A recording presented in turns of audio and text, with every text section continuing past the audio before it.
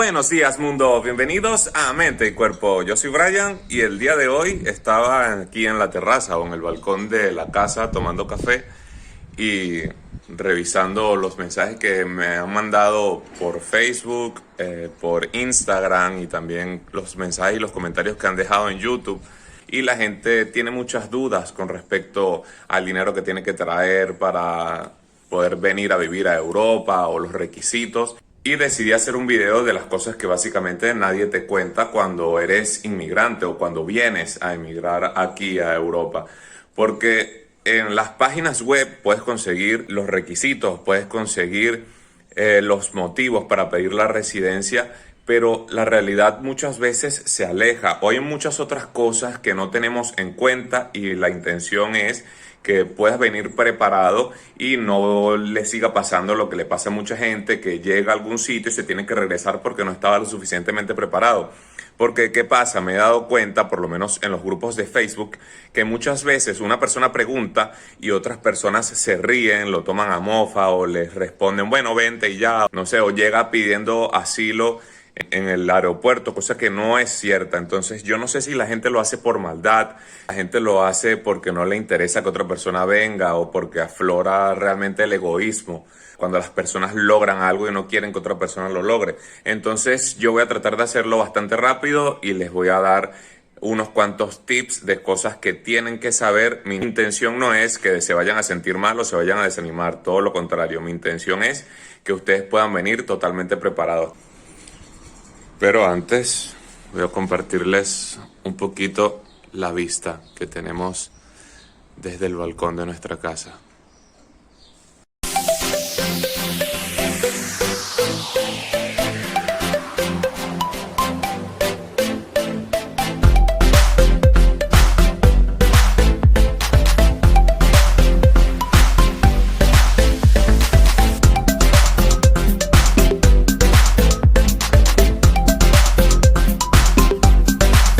Aquí estamos en la ciudad de Novalja, la isla de Pag. Las mujeres de la casa. Bueno, ya cuando llegamos el primer día de la mudanza, en el video anterior, les mostré una parte de Pag y de Novalja cuando llegamos. Ok, como ya muchos sabrán, yo vivo en Croacia y tengo la experiencia de haber vivido dos procesos migratorios totalmente diferentes, porque antes de vivir aquí en Croacia, el año que tengo aquí viviendo, ya viví 3 años en Madrid. Entonces creo que después de haber pasado 2 procesos migratorios pudiera dar algunos consejos. Lo primero que tienen que saber y lo primero que vamos a hablar es de la residencia. En cuanto a la residencia, ustedes se pueden meter en la página web de la embajada o del país donde van a ir y ver los motivos por los cuales se pueden pedir la residencia y los requisitos. Aquí en la Unión Europea, para poder tener la residencia, los motivos básicos son ser familiar de un miembro ciudadano de uno de los países de la Unión Europea. Por ser miembro de la Unión Europea tienes el derecho de vivir en cualquiera o de ser residente de cualquiera de los países de la Unión Europea donde viva esa persona. Otro de los motivos por los cuales puedes pedir la residencia aquí en la Unión Europea, que es una ley ya aprobada desde hace como 5 años, es por trabajo. Otro motivo también puede ser por estudios.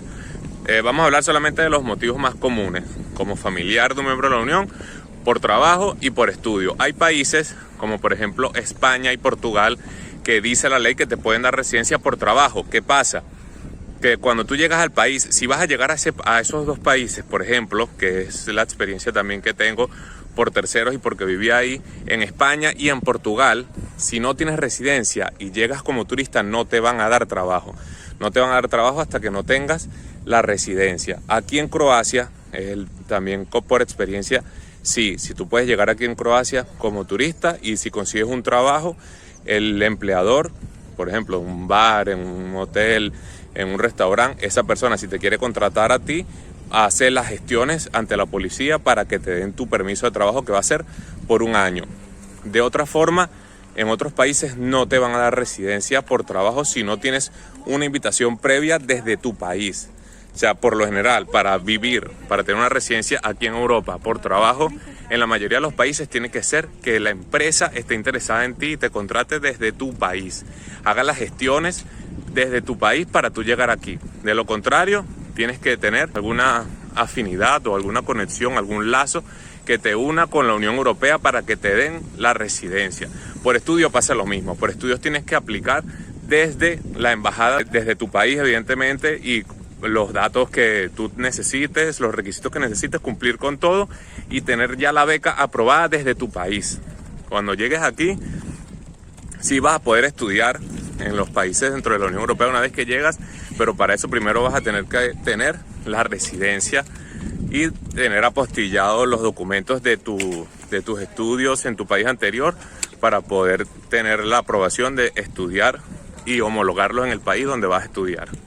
O sea, que en la mayoría de los casos, por ejemplo en Portugal o en España, para que te den la residencia tienes que ser un familiar de un miembro de la Unión Europea.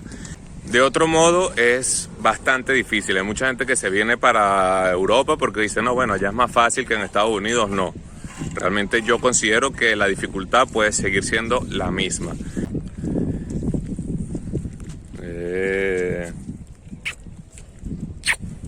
Ok, entonces, si no tienes alguna afinidad directa con algún miembro de la Unión Europea, que sería el requisito clave, también tienes la segunda opción, que es el asilo. Puedes pedir asilo tanto político como ahora se aprobó también otra ley, hace aproximadamente 2 o 3 años me parece, de el asilo humanitario. Venezuela entró en el rango de países que pueden solicitar asilo humanitario. ¿Qué requisitos te piden para solicitar el asilo humanitario o el asilo político? Realmente como base ninguno.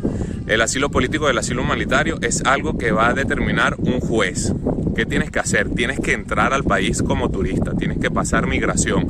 En estos días vi en un grupo de Facebook a una persona que preguntó qué requisito necesita para pedir asilo político y salió alguien, un genio, a decirle, bueno, ninguno, tú nada más vente, no necesitas ni siquiera dinero, vente y es más, hasta en el aeropuerto puedes gritar que necesitas asilo. Eso no es cierto, eso no es verdad. Recuerden que el aeropuerto, antes de pasar migración, es tierra internacional. O sea, es tierra de nadie, te pueden regresar. Si no has pasado migración y tú llegas y te preguntan cuál es el motivo de tu viaje, tú no puedes decir vengo a pedir asilo, porque te van a regresar. En el 99,99% de las veces te van a regresar. Tú tienes que venir para acá como turista, cumplir los requisitos de turista, y una vez que pases migración, ya cuando estés seguro en la tierra del país donde quieres estar, vas a ir a la policía y seguir los pasos para pedir el asilo. ¿Qué necesitas? Necesitas ir a la policía, entregar tu pasaporte y necesitas hacer una declaración jurada, firmada, que vas a escribir en una hoja y que vas a firmar, donde vas a exponer tu caso del por qué estás pidiendo asilo en ese país. Bien sea por un acoso político o bien sea por una situación humanitaria en la cual tienes que demostrar qué fue lo que pasó. Eso va a ser posterior, eso va a ir a un juzgado.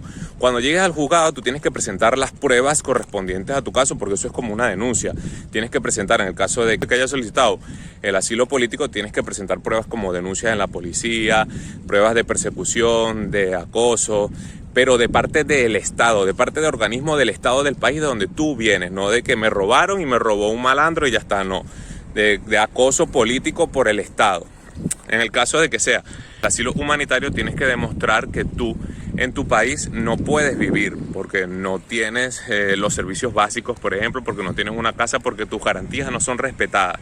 Simplemente tienes que demostrar eso. Eso también va a ir a un juez. No te piden otro tipo de requisitos, no te piden que si una cantidad de dinero específica o algún documento apostillado, solamente tu pasaporte, hacer la denuncia y comprobar que tu versión es correcta. Algo que es muy importante y lo mencioné también en un video anterior. Amigo, si usted va a venir a pedir asilo político o humanitario, usted tiene que venir directamente desde Venezuela, porque tú entregas tu pasaporte y tu pasaporte es parte de tu documentación como prueba de tu solicitud de asilo. Si en tu pasaporte tienes sellos de más de 6 meses o sellos consecutivos de otros países, porque la mayoría de las personas dicen, bueno, me voy para Chile, me voy para Ecuador, me voy para Colombia, paso 2 años ahí, paso 1 año ahí, reúno el dinero, reúno $2.000, $2.000, $5.000, porque evidentemente es más fácil y después me voy para Europa. a pedir asilo, no te van a dar el asilo, porque eso es una prueba de que tú realmente puedes vivir en otro país. Para tú poder pedir el asilo tienes que venir directamente desde el país en el cual estás teniendo ese problema y tener solamente ese sello, que no tengas una segunda nacionalidad y no se tenga como demostrar de que tú te puedes mantener y puedes vivir perfectamente en otro país, porque esa es una de las razones por la cual le han negado el asilo a muchísimas personas. Moja bebica, ti. Ella solamente habla croata, así que tengo que hablar croata con ella. Ok, en cuanto al dinero, es realmente importante, es muy importante. Si vas a pedir la residencia porque eres familiar de un miembro de la Unión Europea, evidentemente tú no tienes una solicitud de trabajo, tú no tienes algún medio por el cual mantenerte, entonces el único medio que tienes para mantenerte es tu propio medio, o sea, tu dinero. Si vas a pedir residencia en cualquiera de los países de la Unión Europea, tienes que traer una cantidad de dinero específica. En el caso de España son a partir de 6.000 euros por persona que tienes que tener para mantenerte mínimo un año al momento de pedir la residencia. Si eres familiar de un miembro de la Unión Europea, en España te van a dar residencia por 5 años. En el caso de Portugal, creo que son 4.000 euros. Y en el caso de Croacia, son aproximadamente 3.000 euros que tienes que tener para poder mantenerte un año. Ese dinero tienes que tenerlo en una cuenta bancaria del país a donde vas a ir. En el caso de Croacia puedes abrir una cuenta bancaria con el pasaporte, con tu pasaporte. En el caso de los venezolanos en la Unión Europea no pueden abrir cuenta bancaria con su pasaporte porque Venezuela está en la lista roja y no te van a permitir abrir una cuenta bancaria hasta que no tengas tu tarjeta de extranjero como residente en ese país. Entonces necesitarías en tal caso que tu familiar que tiene la ciudadanía de alguno de los países de la Unión Europea abra esa cuenta que va a demostrar que se va a hacer cargo tanto de ti como de él y tengan ese dinero suficiente para que tú te puedas mantener. En el caso de pedir asilo político no te van a pedir ningún requisito de dinero, pero igual es importante que tú mínimo te tengas que traer aunque sea 1.000 euros por mes. Tienes que tener en cuenta que los procesos tardan muchísimo. Los procesos tardan en principio cuando tú llegas aquí ya puedes tramitar, en el caso del asilo político, tu cita y todo eso por internet, igual que lo haces para pedir la residencia, pero para que te den la cita, en el caso de la residencia, puede tardar incluso hasta 3 meses. Evidentemente, una vez que ya tienes la cita, aunque tarde 3 meses, ese proceso va a estar legal, no es un proceso de unos días que están pasando en tu contra. Para pedir la residencia vas a entregar tu expediente con todos los requisitos. Y una vez que entregues eso, te van a decir que te van a avisar cuando te aprueben o te nieguen la residencia. Ese proceso puede tardar 3, 4, 5 meses. Quiere decir que puedes tardar incluso hasta unos 9 meses esperando que te aprueben la residencia. Ojo, en el caso de la residencia, son 9 meses en los cuales no eres residente de un país, estás en un proceso legal y no vas a poder trabajar, no te van a dar permiso de trabajo. Ojo, estamos hablando del caso de España. Entonces tienes que tener dinero para mantenerte durante todo ese tiempo. El proceso puede tardar menos. En mi caso, cuando llegué a España tardó menos, tuve suerte. Me dieron la cita para entregar los documentos un mes después que la solicité y mi aprobación de residencia salió 4 meses después. Pero he visto gente que ha llegado a España y no ha conseguido cita, pasa 1 semana, 2 semanas pidiendo cita y al final la cita se la dan para 3 meses después y después dentro de 4 meses igual es que le dicen si está aprobado o está negada la residencia. En la mayoría de los casos, si eres familiar de un miembro de la Unión y tienes todos los requisitos ok, te van a dar la residencia. En el caso del asilo político, tú pides la cita y esa cita es rápida, te la van a dar como para 1 semana o así. Cuando tú llegas a esa semana, vas a entregar tu pasaporte, vas a entregar tu declaración jurada, vas a entregar todo. Y a partir de ese momento ellos te van a entregar un cartón que dice que tú entras en un proceso de solicitud de residencia. Ese cartón va a ser válido por 3 meses, más o menos. Ya después de eso, pero durante ese periodo no vas a poder trabajar.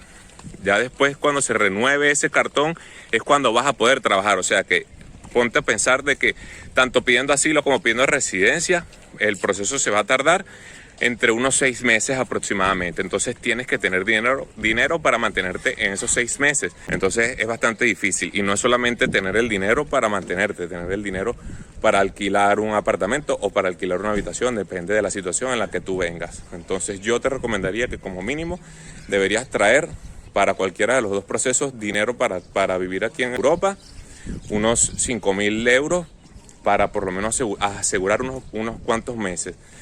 Ok, bueno, ya estamos de vuelta en casa. Disculpen si escuchan mucho ruido de fondo, pero es que todos los vecinos están haciendo los arreglos de las casas, los hoteles para recibir los turistas.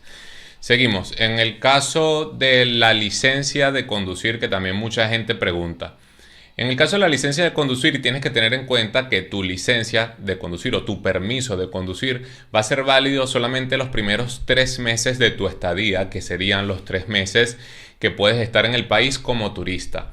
Después de eso, vas a tener que homologar tu licencia si es válida la homologación de la licencia o del permiso de conducir de tu país en el país donde vayas a ir. En el caso de los venezolanos, es importante también que tengan en cuenta que en España, por lo menos, no sé en otros países, pero en España las autoridades están tomando como falsificación la licencia de conducir plastificada, esa nueva que te mandan en formato PDF a tu correo electrónico, que lamentablemente me da vergüenza que otras personas de otras nacionalidades tengan que saber eso. En España las autoridades están decomisando esas licencias y han habido bastantes problemas e incluso personas que han intentado encarcelar por el delito de falsificación de documentos, que bueno, que incluso fiscales españoles han tenido que intervenir y ha sido bastante problemático. Y esa licencia no se puede homologar en España, solamente estaban aceptando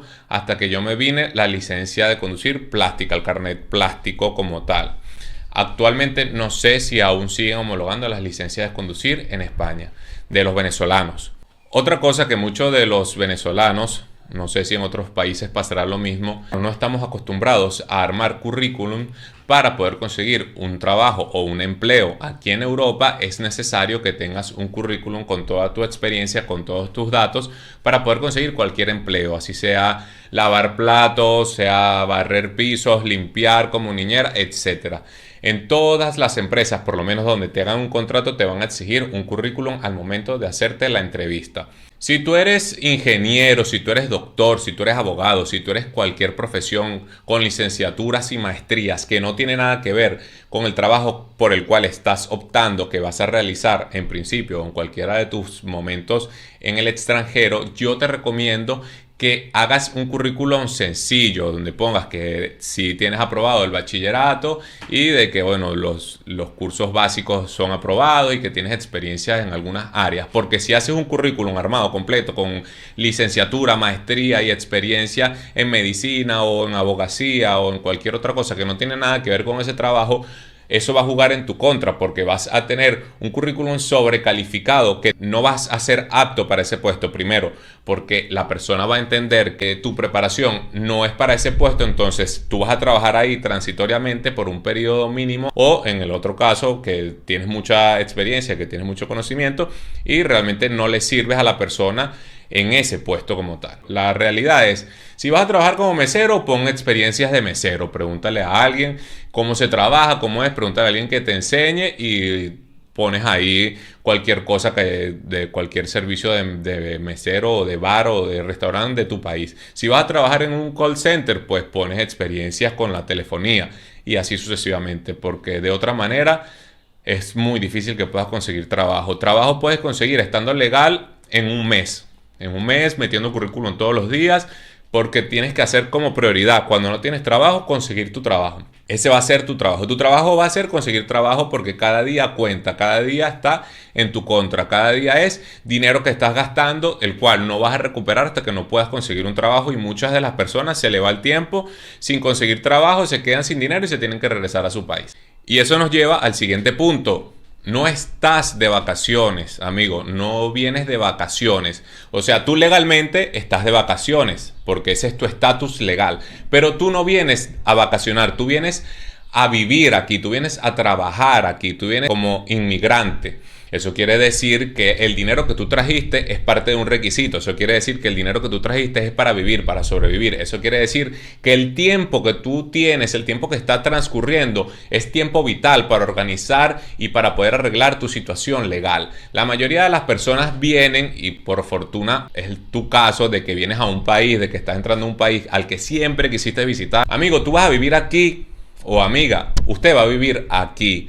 Ya usted va a tener tiempo, va a tener años de vida con su pareja, con sus hijos, de conocer todo lo que usted quiera conocer cuando tenga un trabajo, cuando tenga una situación legal estable en el país. Entonces las personas quieren conocerlo todo rápido los primeros días. Entonces, claro, sientes que tienes tiempo libre porque no estás trabajando, sientes que tienes dinero porque trajiste cierta cantidad y no, bueno, 1 euro es barato. Sí, claro, 1 euro es barato, pero 1 euro ahora, 1 euro más tarde, 1 euro a la noche, 1 euro al día siguiente, son euros que están saliendo de tu bolsillo sin retorno. Entonces, ya cuando tengas tu trabajo, cuando tengas tu situación legal regular, pues ya tú puedes planificar unas vacaciones, puedes planificar un fin de semana con tus amigos para poder conocer. Además, recuerda que si vienes a quedarte en la casa de un familiar o en la casa de un amigo, ese amigo tiene una vida y tiene una intimidad, y ya al mes, a los 2 meses, ese amigo va a querer que tú despegues y hagas tu vida y te vayas a tu casa tal cual como de repente lo hizo él. Entonces eso también causa muchas enemistades, porque las personas, sí, bueno, mañana consigo trabajo, no, aún no estoy legal. No, amigo, usted salga y aproveche el tiempo. Si no es para conseguir trabajo, para organizar su situación legal, y trate de evitar el gastar o malgastar el dinero que no tiene. Otro punto que también es importante: aquí en Europa tenemos las 4 estaciones del año. Eso quiere decir que tenemos invierno, tenemos primavera, tenemos otoño y tenemos verano. Aquí el invierno, para la mayoría de los venezolanos, bueno, para los venezolanos y para la mayoría de los latinos, nosotros no estamos acostumbrados al frío que hace aquí. En ciertas regiones hace muchísimo frío, en otras no hace tanto frío, pero hace un frío muchísimo mayor del que puede hacer en Latinoamérica, con excepción de repente de los argentinos o de los uruguayos, de gente que vive en Latinoamérica o en Sudamérica, mucho más al sur, donde también tienen las 4 estaciones. Pero ¿qué pasa? Que llegamos aquí, muchas personas no tienen en cuenta el tiempo que está haciendo en el país donde van a emigrar. Entonces llegan en octubre, noviembre, diciembre, y llegan en pleno invierno. Ustedes no puede que no tengan ropa para invierno en sus casas, entonces llegan aquí a pasar trabajo sin necesidad y a tener que comprar ropa suficiente de invierno. Entonces toda la maleta que se trajeron es ropa que va a estar estorbando, que no van a utilizar, que van a tener que buscar un sitio donde guardarla, y ustedes van a tener que comprar ropa nueva para invierno, que es cara. Hay sitios donde se puede conseguir barata, pero si usted se viene preparado para invierno, no va a tener que gastar ese dinero que puede gastar posteriormente en comida o en alquiler o en otras cosas que realmente puedan ser necesarias, que siempre van a ser necesarias. Mi recomendación sería que puedan calcular el tiempo de viaje según la estación que esté el país, pero en líneas generales traten de no venirse en pleno invierno o entrando el invierno cuando realmente no puedan estar preparados. Y por último, el idioma. Muchos de nosotros los venezolanos nos hemos tenido que ir a países por la migración forzada que tenemos en nuestro país, con la convicción de, bueno, no sé el idioma, pero no importa, yo aprendo. Si usted se va a ir a un país donde no hablan su idioma o su idioma materno, y usted no habla cualquier otro idioma con el cual se pueda comunicar, quizás, o en la mayoría de los casos, las personas en ese país lo van a atender y van a tratar de ayudarlo, dependiendo, bueno, de la suerte que usted tenga o no. Pero usted tiene que saber que usted va a llegar a ese país buscando trabajo. Por ejemplo, en el caso de Italia, en el caso de Portugal, que son países donde si tú hablas pausado el español, ellos te van a entender, pero no te sirve que las personas simplemente te entiendan, porque tu función es buscar trabajo. Ese es tu objetivo principal. Entonces mi recomendación es, si te vas a ir a algún otro país de la Unión Europea donde no se hable español, por lo mínimo tengas, aunque sea un curso o alguien que te pueda enseñar lo básico o un poquito más, aunque sea unos 6 meses, para que tú puedas llegar y ofrecer de repente un conocimiento básico del idioma en el que te puedas desenvolver en algún trabajo que quizás no tengas tanto contacto con el público, o que puedas ejercer alguna labor, que puedas conseguir trabajo, que el idioma no sea una traba más al momento que llegues a ese país. Bueno, creo que esto ha sido todo por hoy y creo que me extendí más de lo que quería. Yo hablo mucho, realmente pido disculpas por eso. Espero que les sirva este video. Si les gustó, pues, no olviden darle like y suscribirse, que es gratis. Enviárselo a cualquier otra persona a la cual le pueda servir esta información. Si tienen alguna duda, si quieren saber algo más a fondo de alguno de estos puntos o algún punto que yo no haya tocado, por ejemplo las visas, que también me preguntan mucho las visas para entrar a Croacia. Estoy averiguando eso porque realmente es un tema bastante complicado, porque dicen algo de algunos países, de otros países, pero bueno, eso puedo hacer un video posteriormente. Y nada, como siempre, yo soy Brian, esto fue Mente y Cuerpo, hasta la próxima.